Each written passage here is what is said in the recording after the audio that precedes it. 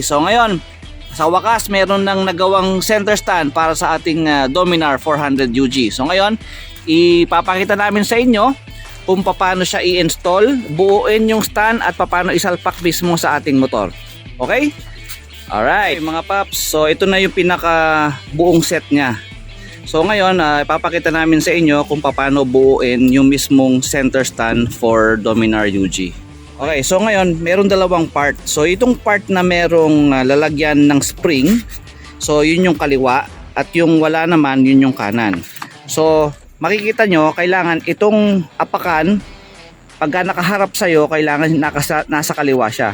So ito yung magiging kaliwa mo. Okay? Para lang sigurado natin. Tapos lalagyan natin ng Tapos ilalagyan ng yung pinaka-bolt niya. bolt lock. At pagkatapos lalagyan na yung stopper. Ayan. So ayan, ilalagay na yung stopper niya. Ayan. Okay.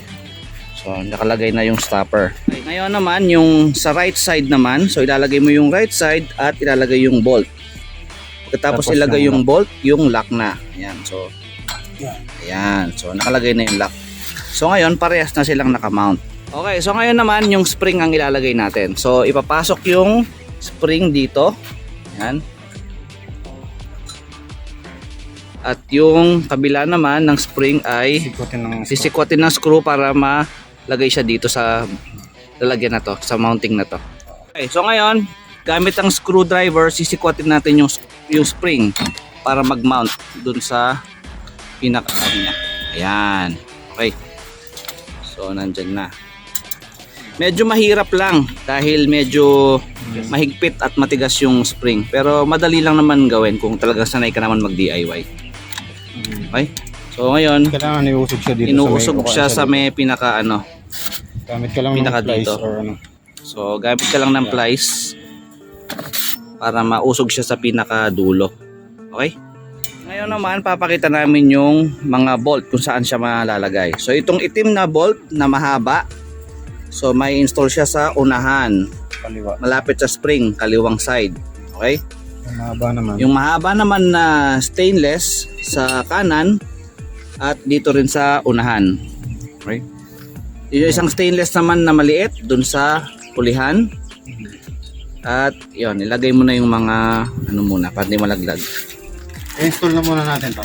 Okay, so ngayon, install na namin sa ating Dominar 400 UG. Okay, so ngayon, tanggalin na natin tong bolt sa cambio.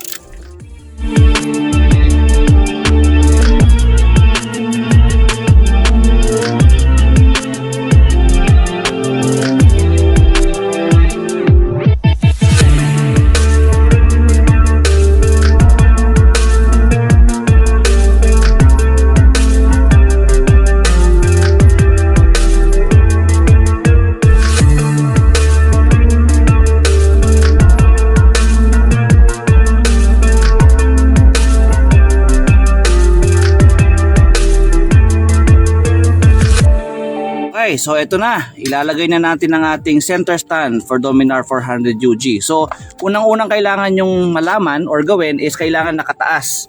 Nakaangat ito. Okay, hindi siya nakababa, nakaangat. Dahil ganoon nyo siya i-install. Okay, so ngayon, sasalpak na rin. At makikita nyo saan siya mamamount. Ayan, so doon siya. Tapos saka may papatong ngayon itong center stand. Ay, side Tapos stand. mapapatong ngayon yung side stand. Pagka mo dyan.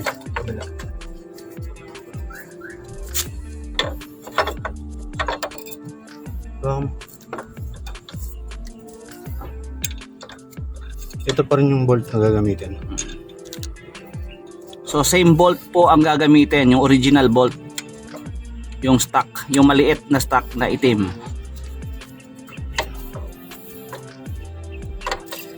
Tapos yung bago. Ito yung original. Maiksi. Yung original maiksi at yung provided natin is mas mahaba. Yan yung ilalagay natin ngayon dito. Ayan. So siyempre higpitan na.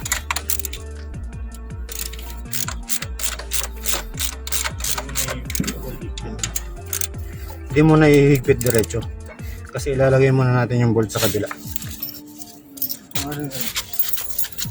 Okay, so ngayon naman dito tayo sa kabila. So ilalagay na natin ngayon yung kabilang bracket. Yan. So yung stainless na mahaba sa likod, sa kaliwa, at yung maliit sa kanan. Saan yung ano, Allen wrench?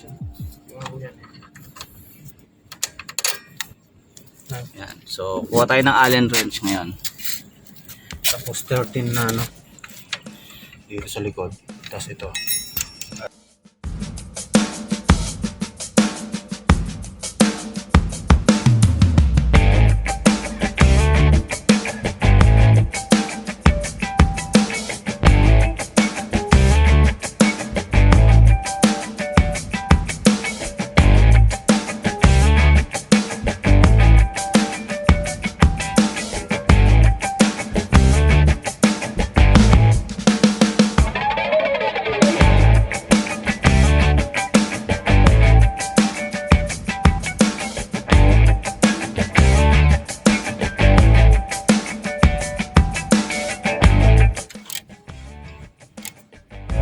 Yan.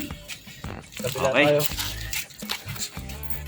Higpitan na natin yung Okay, so ito naman, hihigpitan na natin yung kabila dahil na-secure na natin yung sa kanang bahagi. So ito na. So secure niyo na itong sa kabila niyan.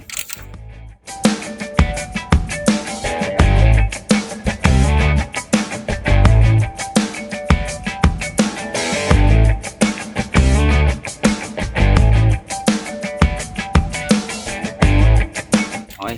So testing na. ito, yung sensor.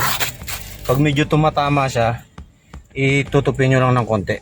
Okay. So yung sensor niyan, kung tumatama, kailangan lang ng konti. itupin nyo ng konti. Yan. Yun. Ayos na yun. Pag sobra, ibalik. Yung saktong lang, yung saktong tupi lang, yung saktong hindi tatama. Ang importante, magko-connect pa rin siya dito sa ano niya, sensor niya. So, okay. Okay. Nakikabit na natin. Okay, so eto na. Siyempre, tetestingin na natin. So, itong pagkagawa nito, napakaganda ng pagkagawa. Magaan. Hindi mo kailangan buhatin yung motor mo. Dahil talaga napag-isipan siya. Kailangan din ng konting pwersa pero buhatin kasi walang hawakan. Okay, so kailangan buhatin ng konti. Dahil, okay, sige, go. So, testing na natin. So, yan. So, Kamay sa siyempre, manubela. kamay sa manibela. Dito, tapos Yan. tapak dito. Hapak doon. Lahat At, ng bigat ibibigay dito. so, ibibigatan talaga yan. Aapakan mo talaga. And, ayun. Sobrang lambot lang. Diba? Okay, so testingin natin ngayon. Dapat yung sensor natin umaandar. So, sige. Sige, start. Yan. So, umaandar, diba? So, ngayon, pagka binaba natin yung stand, tapos nilagay natin sa primera, dapat mamamatay yung makina. Yun. Hindi namatay yung makina. So, ibig sabihin, nababasa pa rin yung sensor. Okay? Center stand natin. Yan. So, ngayon, naka-center stand siya, tapos umaandar yung motor at naka-primera. So ibig sabihin, hindi naapektuhan yung sensor natin. So ayan, umiikot yung gulong. Yan. Okay. So ayun. Nakita na natin ang ating bagong center stand for Dominar 400 UG.